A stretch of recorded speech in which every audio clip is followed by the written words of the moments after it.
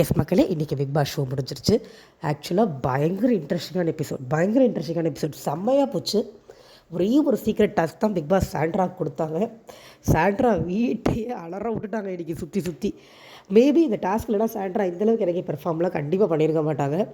But ஒரு task கொடுத்தா அதை எப்படி பண்ணணும் அப்படிங்கிறதுக்கு இன்றைக்கி சாண்ட்ரா செம்மையாக பண்ணாங்க. கண்டிப்பாக சில ட்ராபேக்ஸ் இருந்துச்சு. பட் அந்த ட்ராபேக்ஸ்லாம் சொல்கிற அளவுக்கு பெரிய ட்ராபேக்ஸ் கிடையாது. ஏன்னா தெரிய விட்டாங்க இன்றைக்கி. லிட்ரலி லைவ்லேருந்து கண்ணே எடுக்க முடியல. நைட் 8 மணிக்கு மேலே தான் கொஞ்சம் ஸ்லோவாச்சு. அந்த மனோசார் வந்ததுக்கப்புறம் தான் கொஞ்சம் வெளியில் வர்ற மாதிரி இருந்தது. அது வரைக்கும் அட்லீஸ்ட் சபரி மேனேஜ்மெண்ட் எடுக்கிற வரைக்கும் அவ்வளோ சூப்பராக போச்சு. ஓகே, நான் சொல்கிறேன். நைட்டில் இருந்து தான் ஆரம்பித்தது. நைட்டு பார்த்திங்கன்னா சாண்ட்ரா டாஸ்க் ஆரம்பிக்க போகிறேன்னு அனௌன்ஸ் பண்ணிட்டு தான் சீக்ரெட் டாஸ்க் பண்ண போகிறேன்னு சொல்லிட்டு தான் பண்ணுறாங்க. அவங்களோட சீக்ரெட் டாஸ்க் ஒருத்தரை குவிட் பண்ண வைக்கணும், ஒருத்தரை ஸ்வாப் பண்ண வைக்கணும், ஒருத்தரை ஃபயர் பண்ணணும். இது மூணில் ஏதாவது 2 பண்ணால் போதும் அப்படிங்கிறது அவங்களோட சீக்ரெட் டாஸ்க். ஸோ அவங்க என்ன பண்ணாங்க, முதல்ல விக்ரமை கூப்பிட்டு இந்த மாதிரி எனக்கு திவாகர் என் டீமில் வேண்டாம், நிறைய பிரச்சனை பண்ணுறாரு, எனக்கு அவரை ஸ்வாப் பண்ணி விட்டுருங்க. அதாவது அந்த 3ல் அவங்க முதல்ல ட்ரை பண்ணது ஸ்வாப். இதில் நான் ஃபுல் லைவே உட்காந்து மாகுன்னு நேற்று நைட்டு பார்த்தேன். ஏன்னா செம்ம இன்ட்ரெஸ்டிங்காக இருந்ததுனால எடுக்க முடியல. ஸோ நான் எல்லாம் முடிஞ்ச வரைக்கும் நான் கவரப் பண்ணி சொல்கிறேன். பார்க்காம உணரக்கூடாதுன்னு யாரும் சொல்லாதீங்க, நான் பார்த்துட்டு அதனால் சொல்கிறேன். இதுக்கு இடையில் அவங்க பிரசிடென்ட்கிட்ட பேசும்போது இந்த மாதிரி நான் திவாகர் ஸ்வாப்பு கேட்டிருக்கேன். அதே நேரத்தில் என்னோடய அடுத்த டார்கெட் வினோத்னு சொன்னாங்க, நோட் பண்ணிக்கோங்க. அவங்க ஒரே டார்கெட் திவாகர் கிடையாது, அவங்க அடுத்த டார்கெட்டாக வினோத்தையும் வச்சுருந்தாங்க. ஓகேவா? இப்போ விக்ரம் போய் திவாகர்கிட்ட பேசும்போது திவாகர் சொன்னதும் அங்கே நியாயம்தான். எனக்கு கொடுத்தது சர்விங் வேலை, நான் அதை தான் பண்ணுவேன், அவங்க வேலை பார்க்குறேன்னு சொல்கிறதெல்லாம் பொய், அதெல்லாம் ஒத்துக்க முடியாது அப்படிங்கிற மாதிரி சொல்லிட்டார். அவர் ரொம்ப ஸ்ட்ராங்காக மாட்டேன்னு சொல்லிட்டார். நம்மளுக்கு தெரியும், இத்தனை நாள் ஷோ பார்க்குறவங்களுக்கு திவாகர் மாட்டேன்ட்டார்னா மாட்டார், அவ்வளோதான். அவரை என்ன சொல்லி யார் சொல்லி கம்பல் பண்ணி மாற்றவே முடியாது. ஆனால் நான் பார்வதியே சொன்னாலும் சில சமயம் ஒத்துக்க மாட்டார். அப்படிப்பட்ட ஒரு மூட்டில் போய் வேறு உட்காந்துட்டார். ஸோ என்னாச்சு, இவர் மறுபடியும் சாண்ட்ராட்ட பேசுகிறாரு. இல்லைங்க அப்படின்னோடனே சாண்ட்ரா அடம்பிடிக்க ஆரம்பிச்சிட்டாங்க. அதெல்லாம் எனக்கு தெரியாது, எனக்கு நீங்கள் மாற்றி கொடுத்தீங்க அப்படின்னா தான் நான் வேலை பார்ப்பேன், இல்லைனா பார்க்க மாட்டேன் அப்படின்ன உடனே இவங்க என்ன பண்ணுறாங்க, டீமில் இருக்கிறவங்களெல்லாம் கூப்பிட்டு வராங்க. அடுத்து சரி எல்லாரையும் கேட்போம், அவர் வேலை பார்க்கலான்னு கேட்போம்னு சொல்லிட்டு வியானா, வினோத், பார்வதி, விக்ரம், சாண்ட்ரா எல்லோரும் உட்காடுறாங்க பேசுகிறதுக்கு. அப்போ என்ன சொல்கிறாங்கன்னா, வியானாவுக்கு பயங்கரமாக கடுப்பாயிடுச்சு. நான் இவ்வளோ வேலை செஞ்சேன் சொன்னேன், திவாகர் அவ்வளோ வேலை செஞ்சார். வியானா அஃபீஷியலி திவாகர் பார்வதியோட ஜால்ரா. திவாகர் குறை சொன்னோடனே இந்த அம்மா என்னமோ பெரிய பொதுநல பொதுநலவாதி மாதிரி திவாகருக்கு அவ்வளோ சப்போர்ட் பண்ணிட்டு வந்துருச்சு. ஆக்சுவலாக வினோத்தும் அவங்க சப்போர்ட் பண்ண, வியானாவை விட்டுருங்க, வியானா அஃபீஷியல் ஜால்ரா. ஆனால் வினோத் சப்போர்ட் பண்ணது நல்ல விஷயம். ஏன்னா அவருக்கு என்ன தான் திவாகர் மேலே 1000 பிரச்சனைகள் முரண்பாடுகள் இருந்தாலும் இந்த இடத்துல திவாகரை விட்டு கொடுக்காமல் அவர் பேசுனது நல்லா இருந்தது. வியானா சொன்னது கரெக்டு தாங்க. ஆனால் அவங்க பாதி பொய் பேசுகிறாங்க, அதுதான் பிரச்சனை. என்ன எனக்கு என்னென்னா, இந்த சண்டை நடக்கும்போது தான் இவங்க என்ன சொன்னாங்கன்னா, சாண்ட்ரா இல்லை எனக்கு செட் ஆகலை அப்படின்னு சாண்ட்ரா ரொம்ப அழுத்தம் பண்ணதுனால நான் கிச்சனை க்ளோஸ் பண்ணிடுவேன் அப்படின்னு அழுத்தம் பண்ணதுனால நீ க்ளோஸ் பண்ணால் நான் ஓப்பன் பண்ணுறேன் அப்படின்னு வியானா ஆரம்பிச்சிட்டாங்க. என்னையை பொறுத்த வரைக்கும் அதுவே தப்பு. நாங்கள் மேனேஜர்னு ஒருத்தர் உட்காந்துருக்காங்க, அசிஸ்டன்ட் மேனேஜர்னு ஒருத்தர் இருக்காங்க, அவங்கக்கிட்ட தான் வியானா பேசணும், இதை பண்ணக்கூடாதுன்னு. ஆனால் வியானா ஒரே ஒரு வார்த்தை விஜேஎஸ் போன வாரம் பாராட்டினதில் இந்த வாரம் பீக் ஆஃப் ஆட்டிடியூடில் இருக்காங்க. நான் திறந்துக்கிறேன்னு போனோன்னே சாண்ட்ராவுக்கு கோவம் வந்துருச்சு. அம்மா இவங்களுக்கு அதுதானே வேணும், கோவம் வரல, சாண்ட்ரா பண்ணிட்டு இருந்ததில் ஆக்டிங் தான், இவங்களுக்கு அதுதானே வேணும், அந்த பதவிக்கு தானே ஆசைப்படுறாங்க, என்னை கீழே தூக்கி போட்டு மேலே இறங்கி உட்கார்றது தான் இவங்களுக்கு ஆசைன்னு சொல்லும்போது இந்த இடத்துல அவங்க என்ன கெட்ட வார்த்தையை விட்டாங்களோ இல்லை தவறான வார்த்தையை விட்டாங்கன்னு எனக்கு தெரியவே இல்லை. நான் லைவ் பார்த்தப்ப ஆட்டிடியூட் மட்டும்தான் பிரச்சனையாக தெரிஞ்சதே ஒழிய வார்த்தைகள் எதுவுமே தவறாக தெரியல. வியானா என்னை இப்போ தப்பாக பேசிட்டாங்க இன்றைக்கி ஃபுல்லாக சொல்லிகிட்டு இருந்தாங்க. ஆனால் என்ன வார்த்தைங்கிறது எனக்கு விஜேஎஸ் கேட்டு சொன்னார்னா கூட நல்லாயிருக்கும். இல்லை உங்கள் யாருக்காவது தெரிஞ்சதுன்னா தயவு செஞ்சு கமெண்ட்டில் போடுங்க. எனக்கு உண்மையிலேயே தெரியல என்ன வார்த்தை விட்டாங்க. நான் லைவ் பார்த்தேன், மறந்துட்டேன். இன்றைக்கி பார்த்தா 1 hour எபிசோடில் அது வரல. நானும் போய் அது என்ன வார்த்தைன்னு கண்டுபிடிச்சிடலான்னு பார்க்குறேன், தெரியல. என்னை பார்த்து தகாத வார்த்தை சொல்லிட்டாங்க ஆட்டிட்டு போயிடுவோம் ஏதோ சொன்னாங்களான்னு தெரியல. அதை ஒரு இடத்துல வியானா மென்ஷன் பண்ண மாதிரி இருந்தது. இந்த வீட்டில் அது ஒரு கெட்ட வார்த்தையாக பார்க்குதுன்னா, இப்போ பார்வதி பேசுகிறது, திவாகர் பேசுகிறதெல்லாம் சாணிய பீடர் என்னென்னவோ பேசுகிறாங்க. அவங்க ஆட்டிட்டு போயிருக்கிற வார்த்தை எத்தனையோ தடவை சொல்லியிருப்பாங்க பார்வதிலாம். எனக்கு புரியவே இல்லை. சாண்ட்ரா சொல்கிறதுனால அது பெரிய கெட்ட வார்த்தையாகிடுச்சு. இவங்க கூட இருக்கிறவங்களே கெட்ட வார்த்தை கொடவுனு, வியானா கூட இருக்கிறவங்க. இதில் இந்த அம்மா இவங்களை சொல்லுது. இந்த அம்மா ஓவராக சீன் ஓட்டிட்டு போயிருச்சு. அகைன் அப்போ பிரியங்கா வந்துட்டாங்க அப்படிங்கும்போது அந்த இடம் கொஞ்சம் கிளம்ஸி ஆகிடுச்சு. இவங்க சாண்ட்ரா போய் க்ளோஸில் போர்டு வச்சு நான் பண்ண மாட்டேன்னு சொல்ல, வியானா பிடிச்சி இல்லை நான் பண்ணுவேன் அடம் பிடிக்க சாண்ட்ரா பிடிச்சி வெளில ஒரு வழியை இழுத்துட்டு வந்துட்டாங்க. அந்த இடத்துல விக்ரம் போய் ஒரு மாதிரி சமாதானப்படுத்தி நீங்கள் போய் பண்ணுங்கள், இப்போ நான் திவாகரை பிடிச்சி வெளியில் வச்சுக்கிறேன் அப்படின்னு சொல்லிட்டு திவாகர் சமாதானப்படுத்தி நீங்கள் வெளியில் நில்லுங்க, நாளைக்கு காலையில் நான் உங்களுக்கு நியாயம் வாங்கி தரேன், இப்போ அவங்க பண்ணட்டும் அப்படின்னு உடனே அப்போயே அங்கே வியானா டென்ஷன் ஆகிடுச்சு. இவங்களுக்கு வந்து டின்னர் பண்ணி கொடுத்து ஒரு வழியாக பிரியங்காவை படுக்க அனுப்பிட்டு வியானா ஒரே சத்தம். அதை எப்படி நீங்கள் அவங்களுக்கு சப்போர்ட் பண்ணலாம்? அவங்க பொய் சொல்லி அடம் பிடிக்கிறாங்க, தேவையே இல்லாமல் அடம் பிடிக்கிறாங்க, நீங்கள் அவங்கள எப்படி கிச்சனுக்குள்ளே அனுப்பலாம்? அப்போ எங்களை பார்த்தா கிறுக்கு மரத்தரும் சத்தம் போட்டோன்னே விக்ரம் ட்ரிகர் ஆகிடுச்சு. சரி ஓகே விடுங்க, நான் ஒரு முடிவு எடுக்கிறேன் சொல்லி விக்ரம் போய் என்ன பண்ணிட்டாரு, நேராக சாண்ட்ராட்ட போய் மாற்ற முடியாதுங்க, நீங்கள் சொல்கிற காரணம் சாட்டிஸ்ஃபைடாக இல்லைங்க அப்படின்னு சொன்னோடனே இவங்க சாண்ட்ரா வந்து இல்லை நான் குவிட் பண்ணிக்கிறேன் அப்படின்ட்டாங்க. ஆக்சுவலாக இதை பார்க்கும்போது நம்ம நினச்சிட்டு இருந்தோம் டாஸ்க் இது இல்லையே, அவங்க குவிட் பண்ணால் கணக்கில் வருமா வராதோ எனக்கு ஒரு டவுட் இருந்துச்சு. அவங்களும் எம்ப்ளாயி தான், பட் லாஜிக்கலி அவங்க இன்னொருத்தவங்களை தானே குவிட் பண்ண வச்சுருந்துருக்கணும்னு யோசிச்சுக்கிட்டே இருந்தோம். அந்த இடத்துல அந்த யோசனை வந்துச்சு. பட் நைட் அந்த டைமுக்கு மேலே அதை பார்க்க முடியல. ஒரு 3 மணி 3:30 மணி வாக்கில் இதான் நடந்தது. விக்ரம் என்ன பண்ணார், குவிட் பண்ணால் பண்ணிக்கோங்க அப்படின்ட்டு போயிட்டார். ஓகே, அடுத்த நாள் காலையில் விடியுது. அடுத்த நாள் காலையில் பாட்டெல்லாம் போட்டு எல்லோரும் எழுப்பி விட்றாங்க. எழுப்பி விட்டுட்டு காலையிலேயே வந்து இவங்க கிச்சனில் இவங்க எல்லோரும் வேலை பார்க்க ஆரம்பிச்சிட்டாங்க. விக்ரம் உடம்பு சரியில்லாமல் போயிடுது. நைட்டு ஃபுல்லாக முழிச்சிட்டு இருந்ததில் ஒரு நாள் நைட் அவரால் முழிக்க முடியல. இவ்வளோ அன்ஹெல்தியான கண்டஸ்டன்ஸை தூக்கி உள்ளே போட்டிருக்கீங்க. பிக் பாஸில் ஓவர் நைட் டாஸ்க்குங்கிறது ரொம்ப சாதாரணமாக நடக்கும். ஃபஸ்ட்டு சீசன்லலாம் சுஜாவர்னே, ஸ்னேகன், ஆரவ் எல்லாம் விடிய அந்த ஒரு காரில் ஒன்று உட்காந்துருப்பாங்க. அப்படி ஒரு டாஸ்க்கு. கணேஷ் வெங்கட்ராம், எனக்கு கணேஷ் வெங்கட்ராம்லாம் ரொம்ப பிடிக்கும். ஃபஸ்ட் சீசனில் அவ்வளோ ஒரு கண்ட்ரோல்டாக இருந்த மனுஷன் அவர். 4th சீசனில் அந்த 4th சீசனில் அல்டிமேட்டாக எனக்கு தெரியல, இந்த கோழி முட்டை போடுவோம் அதை பிடிச்சி வைக்கிற டாஸ்க் ஒன்று நடக்கும். அதுவும் வந்து விடிய நடந்த டாஸ்க்கு. 5th சீசன்லேயே அந்த மாதிரி ஒரு டாஸ்க் நடந்தது. அந்த ஸ்ருதிலாம் ஏதோ அந்த கோழி முட்டை தான் ஏதோ எடுத்துகிட்டு போய் ஒளிய வைப்பாங்க, கோல்டன் எக்குன்னு சொல்லிட்டு. விடிய டாஸ்க்லாம் அசால்ட்டாக நடக்கும். இவ்வளோ டல்லாக சொங்கி போய் உளுந்து படுத்தலாம் நம்ம யாரும் பார்த்ததில்லை. அவ்வளோ டல் கண்டஷன்ஸ். இந்த நான் அடுத்த நாள் ஃபுல்லாக திவாகர் தூங்கி வழிகிறாரு. விக்ரம்க்கு உடம்பு சரியில்லாமல் போய் படுத்துட்டாரு. கேவலமான கண்டஷன்ஸ். ஆனால் சாண்ட்ரா தெம்பாக தான் இருந்தாங்க. காலையில் எழுந்தோடனே ஆரம்பிச்சிட்டாங்க. அவங்க வந்து அதை வந்து இவங்க உள்ளுக்குள்ளே வரும்போது மஞ்சரியோ பிரியங்காவோ பார்த்துட்டு வந்துட்டு உள்ளே வந்து ரம்யா கூப்பிட்டு கேட்குறாங்க, என்னாச்சுன்னு கேட்கும்போது ரம்யா சொல்கிறாங்க இந்த மாதிரி ஹெட் ஷெஃப் வந்து குவிட் பண்ணிட்டாங்க அப்படின்னு. உடனே வெளியில் போய் இவங்களும் கண்டென்ட் கொடுக்கணும்ல, இவங்க நேரம் வெளியில் போய் அது என்ன ஒருத்தர் வந்து யூனிஃபார்ம் இல்லாமல் உட்காந்துருக்காங்க, அந்த வீட்டை விட்டு யாரும் வெளியில் போக முடியாதுன்னு மஞ்சரிக்கும் தெரியும். ஆனால் அந்த இடத்துல ஒரு கண்டென்ட் வேணும் அப்படிங்கிறதுக்கு அதை க்ரியேட் பண்ணுறாங்க. ஒன்று யூனிஃபார்மில் வர சொல்லுங்கள், இல்லை போக சொல்லுங்கள் அப்படின்னு சொல்லி க்ரியேட் பண்ண உடனே இவங்க இல்லை ஏதோ ஒரு சாக்கு சொல்கிறாங்க, நாங்கள் செட்டில் பண்ணுறதுக்கு வச்சுருக்கோம், ஃபைனல் செட்டில்மெண்ட் பண்ணுறோன்னு சொன்னோடனே சரி ஓகே அட்லீஸ்ட் வேலை பார்க்குற கடைக்காவது ஆப்ரான் கொடுங்க, ஆப்ரான் ஹேட்லாம் கொடுங்க, என்ன ஹைஜீனில் காம்ப்ரமைஸ் பண்ணுறாங்கன்னு ஒரு கத்திட்டு உள்ளே போயிடுறாங்க. இப்போ பார்வதி வந்து ஆப்ரான் ஹேட் கேட்குறாங்க, சாண்ட்ரா தரமாட்டேங்கிறாங்க. பார்வதியோட பொறுமையோட லெவல் நம்மளுக்கு தெரியும். 2 தடவை தான் பொறுமையாக கேட்டாங்க. 3வது தடவை ஆமாம் நீங்கள் எதையும் தரமாட்டீங்க, எல்லாத்தையும் அவுட்டிட்டு போகலான்னு பார்க்குறீங்களா அப்படிங்கிற வார்த்தையை பார்வதி தான் முதல்ல விடுறாங்க. இன்றைக்கி ஃபுல்லாக பார்வதி ஃபேன்ஸ்க்கு இதெல்லாம் கண்ணில் தெரியவே தெரியாது. ஆனால் தெரியாமல் தான் கேட்குறேன். அவங்கக்கிட்ட கேட்குற எல்லாருக்கிட்டையும் என்ன சொல்கிறாங்கன்னா, நான் ஆப்ரான் கேட்டேன், இவங்க வந்து நான் என்ன எல்லாத்தையும் சுருட்டியாக வச்சுருக்கேன்னு கேட்டாங்க, சொன்னாங்க. அதுக்கப்புறம் தான் நான் நீங்கள் லவ்டிட் போகிறீங்களான்னு சொன்னேன்னு வாய்க்கூசாமல் பச்சையாக பொய் சொல்கிறாங்க. நீங்கள் 1 hour எபிசோட்லேயே எனக்கு தெளிவாக பாருங்கள். இவங்க லவ்டிட் போகிறீங்களான்னு கேட்டதுக்கப்புறம் தான் சாண்ட்ரா சொல்லியிருப்பாங்க, ஆமாம் லவ்டிட் போகிறாங்க சுருட்டிட்டு போகிறாங்கன்னு சொல்லியிருப்பாங்க. முதல்ல சொன்னது பார்வதி. அந்த மாதிரி அன்பார்லிமெண்ட்ரி வேர்டு யூஸ் பண்ணது பார்வதி. ஆனால் பார்வதி இன்றைக்கி ஃபுல்லாக சொன்னது பொய். இன்றைக்கி ஷோ ஃபுல்லாக அந்த பொய்யை சொன்னாங்க. இது பார்வதி பாஸ் தான் இல்லையா. ஸோ ஒரு தடவை கூட 1 hour எபிசோடில் வரல அந்த பொய்யை. ஆனால் இன்றைக்கி ஃபுல்லாக அந்த அம்மா சொல்லிட்டு இருந்துச்சு, எபிசோட் ஃபுல்லாக சொல்லிட்டு இருந்துச்சு. அவங்க தான் முதல்ல அப்படி சொன்னாங்க, அதுக்கு நான் பதில் தான் சொன்னேன்னு பொய் சொல்லிட்டு இருந்துச்சு அந்த அம்மா.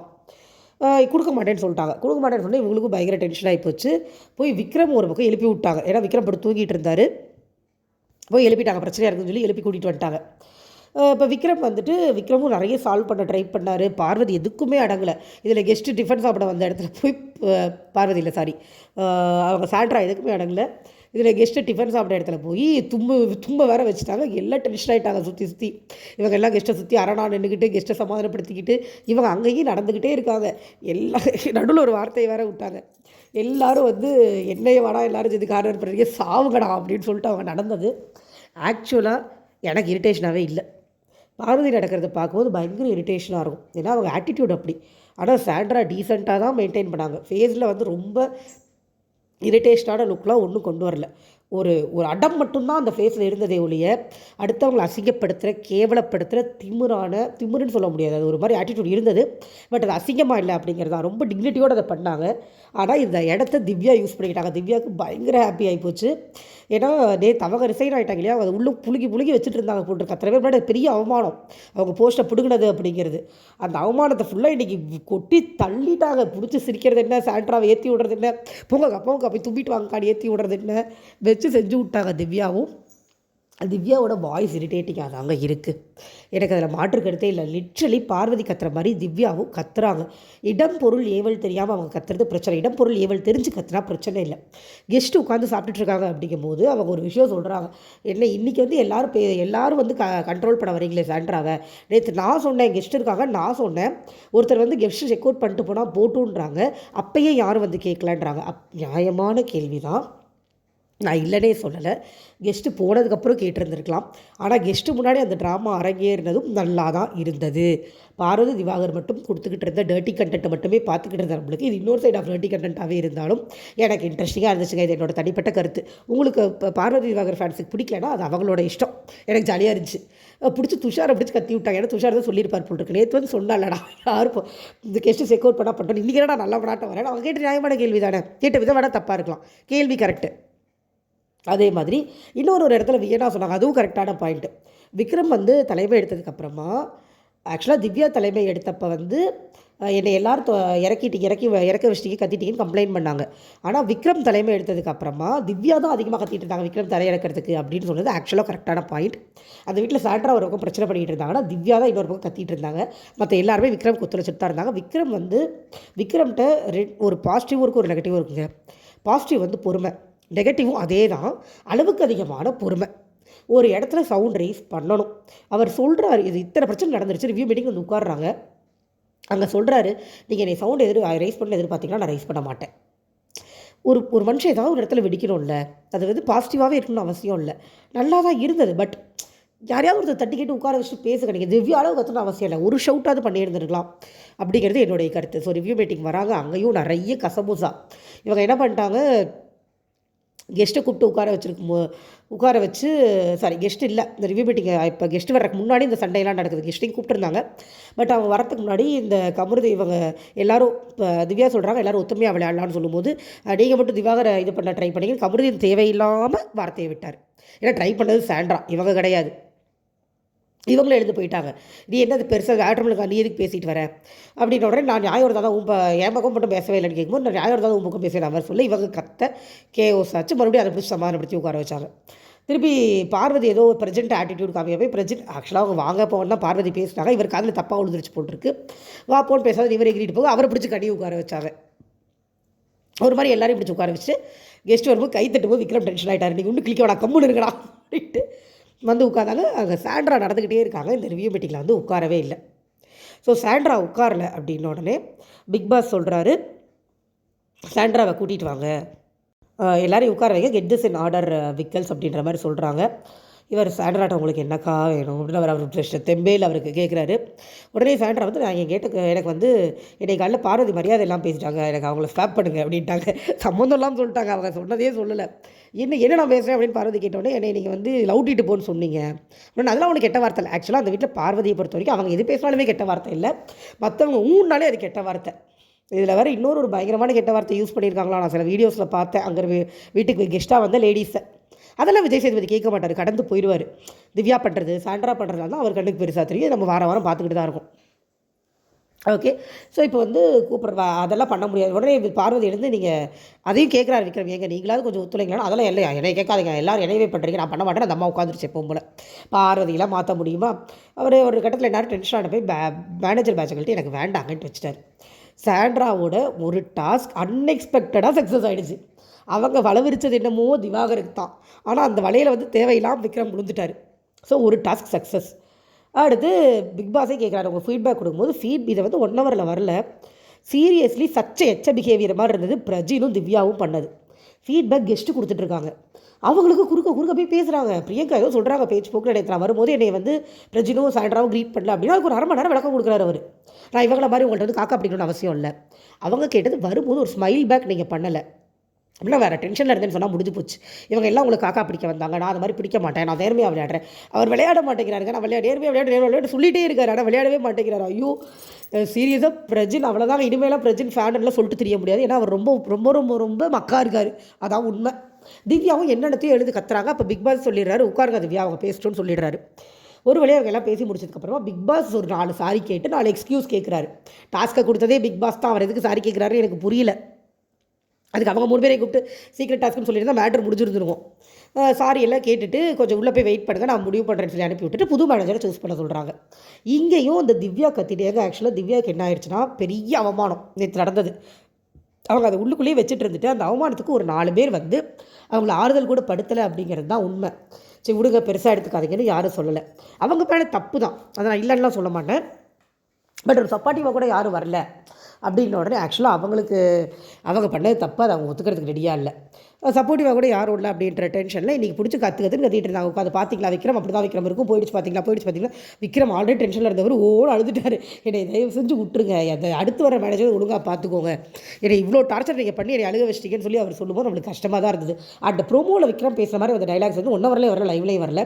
அது எடிட் கட்டாக என்ன கண்றாவேன்னு நம்மளுக்கு தெரில. ஏன்னா என்னை நான் ஒரு காமெடி அழுக வச்சிட்டிங்கன்னு அதெல்லாம் வந்ததா ஏதாவது தெரில. மேபி அந்த கட்ஸில் அந்த மாதிரி விட்டு வந்துருக்கு கூட, நான் தான் சரியாக கவனிக்காமல் விட்டுருப்பேன். ஓகே, இதுக்கப்புறமா எல்லோரும் சூஸ் பண்ணலாம், நாளுக்கு ஒரு பக்கம் ஓட் பண்ணும்போது சபரி வந்துடுறாரு. சபரி வந்தோடனே வந்து முதல்ல இந்த கேவோஸ் வந்து சரி பண்ண ட்ரை பண்ணார். ஆக்சுவலாக பிக் பாஸ் பயங்கரமான ஒரு ஹெல்ப் பண்ணாருங்க சபரிக்கு. சாண்ட்ராட்ட கேட்டப்போ சாண்ட்ராவும் திவாகர் தூக்கணும்னு சொன்னாங்க. அதே மாதிரி நடந்தது. அதே மாதிரி திவாகர் போகமாட்டேன்னு சொன்னார். சொல்லிட்டு போய் உட்காரும்போது சபரி யோசிச்சுக்கிட்டே இருக்கும்போது ஒரு பெரிய குண்டா தூக்கி போட்டார் பிக் பாஸ். உங்களோட டாலை வந்து உங்களோட அந்த டாலாக இருந்தார் இல்லையா அவர், அந்த டாலை வந்து முதல்ல வேறு யாருக்கா ஸ்வாப் பண்ணி விட்டுட்டு நீங்கள் அதுக்கப்புறமா அடுத்ததை பேசுங்க அப்படின்னு சொல்லும்போது சபரி சரியான ஸ்ட்ரோக். அந்த இடத்துல வந்து வேறு எவன்ன்றதாலும் யோசிச்சிருக்க மாட்டான் மக்கு பசங்க. ஆனால் சபரி கரெக்டாக யோசிச்சார், டப்புன்னு திவாகர்ன்ட்டார். திவாகர் என்னப்பா என்ன சொல்கிறேன் அப்படின்னா, திவாகர் முடியாதுன்னு சொன்னோடனே சபரி அந்த தடுமாறினார். சரி ஓகே வேறு யாராவது போகிறீங்களா அப்படின்னு கேட்க ஆரம்பித்து சபரி தடுமாறிட்டு இருக்கும்போது பிக் பாஸ் மறுபடியும் சபரி இது உங்களோட கால், நீங்கள் மேனேஜர், நீங்கள் தான் சூஸ் பண்ணணும் அப்படின்னு அடுத்த ஒரு செகண்ட் யோசிச்சவர் இல்லைண்ணே நீ தான் அப்படின்ட்டார். ஏன்னா அந்த இடத்துல வாட்டர்மெலனை கிச்சன் டீம்லேயும் தூக்கலைன்னா பிரச்சனை சரியாகாது. அதுதான் அங்கே பாயிண்ட். உடனே வியானா ஓவர் பர்ஃபார்மன்ஸ் எழுந்து அவரை தூக்கினா நானும் இருக்க மாட்டேன் அப்படின்னு அவங்களோட மாடுலேஷனில் நானும் போதே வெளியில் அவங்க இருக்கிற டீம்லலாம் என்னால் சமைக்க முடியாது, அவங்க தப்பு பண்ணிவிட்டு அவங்க ஜெயிக்கிறாங்க, தப்பே பண்ணாமல் நாங்கள் தோற்று போகணுமா, சாண்ட்ரா இருக்கிற டீமில் நான் இருக்க மாட்டேன் அப்படின்னு அவங்களோட வழக்கமான அந்த ஆக்டிங் மாடுலேஷன் வச்சுக்கிட்டு ஒன்று சொன்னாங்க. ஒரு அழுக ட்ராமா வேறு அதுக்கு நடுவில். ஸோ இதில் வந்து என்ன பண்ணிட்டாங்கன்னா சாண்ட்ராவே போய் அவங்கள ஸ்வாப் பண்ணி விட்டுருங்க அப்படின்னு ஒரு ஐடியாவை கொடுத்துட்டாங்க. சபரி வந்து ஓகே நீங்கள் அவங்களோட ஸ்வாப் தர வேணும், நான் பண்ணி விட்றேன் அப்படின்னு சொல்லிட்டாங்க. அப்போயே அவங்களால பொறுக்க முடியல. அப்போ கூட எங்களை தான் ஸ்வாப் பண்ணுவீங்களா, அவங்க தப்பு பண்ணவங்களுக்கு நீங்கள் ஹெச்எஃப் கொடுத்தே தீருவீங்களா திரும்ப மறுபடியும் பிரச்சனை ஆரம்பிக்கிறாங்க. அப்புறம் அவர் எப்படியோ அந்த கேவோஸ்லாம் ஒரு தறி முடிஞ்சு இவங்க என்ன பண்ணிட்டாங்கன்னா மறுபடியும் சுபிக்ஷா அந்த அம்மா ஒரு அறிவாளி நடுவில் வந்து இல்லை அவங்க வந்து காலையில் போய் தும்பிட்டுலாம் வந்தாங்களே எப்படி ஒத்துப்பாங்க கெஸ்ட்டு அப்படின்னு கேட்டாங்க. அது ஒரு நியாயமான கேள்வி தான்.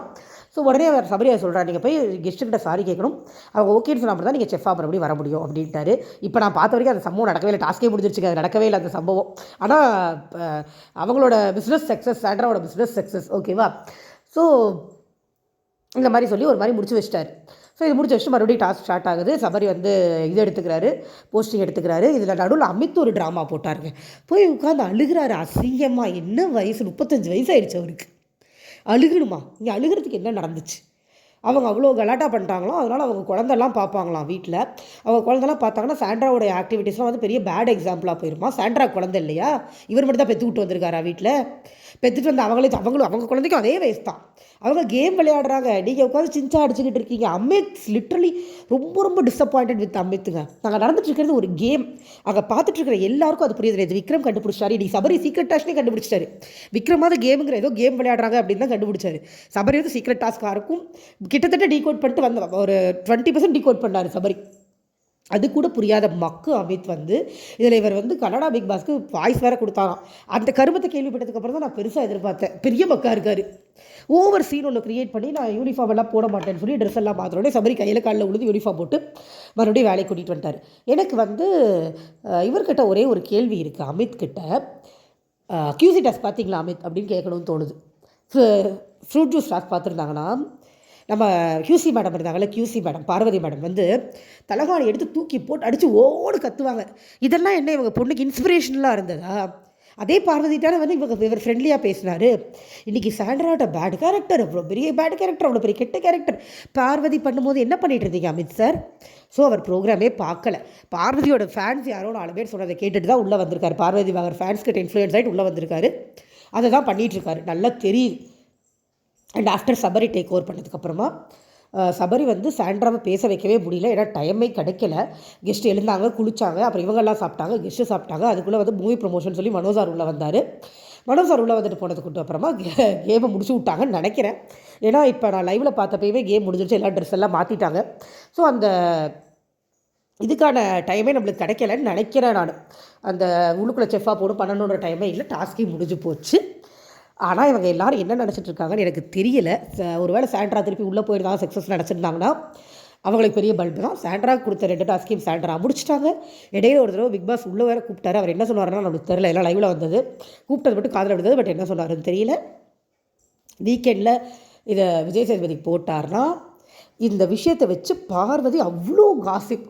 இத்தனைக்கும் சபரி கண்டுபிடிச்சி சொல்கிறாரு, அவங்க ஏதோ சீக்ரெட் டாஸ்க் தான் பண்ணுறாங்க, கம்முனுங்க எல்லாரும்னா கேட்கல. பார்வதியும் வியானா உட்காந்து அவ்வளோ காசிப் பேசுகிறாங்க. எல்லாம் திவாகர் பண்ணார் தெரியுமா, இந்த அம்மா அவ்வளோ பொய் சொல்லுது தெரியுமா, இவ்வளோ இப்போ அந்த இவங்க சாண்ட்ரா வந்து சாப்பாட்டில் முடியிருந்ததெல்லாம் போட்டு விட்டாங்க காலையில் டைமில் கெஸ்ட்டில். அதையும் உட்காந்து வியானா நான் தான் முடிய போட்டேன், இருந்தாலும் இவங்ககிட்ட சொன்னப்போ இவங்க ஒரு செஃப் அதை இப்போ எடுக்கணும்னு சொல்லியிருக்கணும்ல, இது போட்டுச்சான் அவங்க சரி பரவாயில்ல விடுன்னு சொன்னது தப்பான்.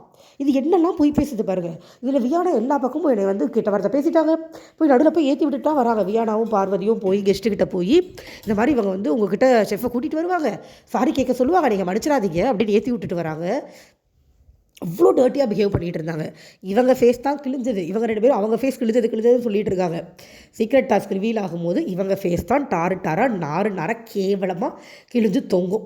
அதுலேயும் வியானா சொல்கிறாங்க கேமாக இருந்தாலும் அவங்க பேசினது தப்பா, ஏமா உன் பக்கத்தில் உட்காந்து எல்லாரையுமே தப்பாக மட்டும்தான் பேசிகிட்டு இருக்கிறா, உங்கள் கண்ணுக்கு அது தெரியவே இல்லையா, பைத்தியக்காரங்க நேற்று ஒருத்தர் சொல்கிறான் நீ ரசிக்கிற, ஆனால் இன்றைக்கி இவங்க பேசினா உனக்கு அசிங்கமாக தெரியுது. எல்லாம் வியானால பச்சை நடிப்புங்க, கேவலமான நடிப்பு ஓட்டுக்காக. நாளைக்கு பார்க்கலாம். தேங்க்யூ.